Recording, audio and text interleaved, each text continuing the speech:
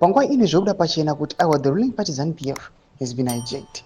Panguva ine vanhu vanyatso kuanalyza tiri kuona kuti maanalysts panguva ine vakuuya vachiona kuti even muna 1980 ZANU-PF yanga yatohijakiwa kudhara.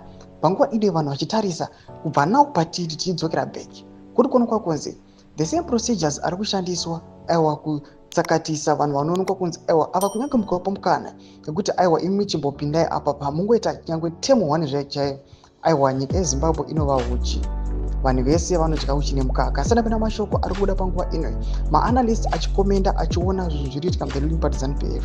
Remember subscribe or like out on the bell icon.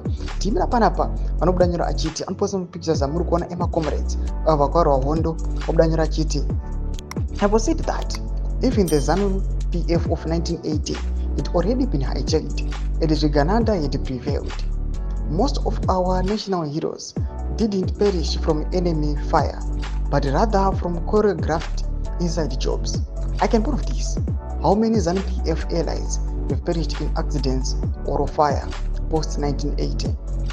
Ndo mashoko ari kutaurwa panguva ino zvinzi aiwa you guys musavhunduka, musambofunga kuti pane chinhu chinyuwani kana chinhu chitsva chiri kuitika mu the ruling party ZANU-PF.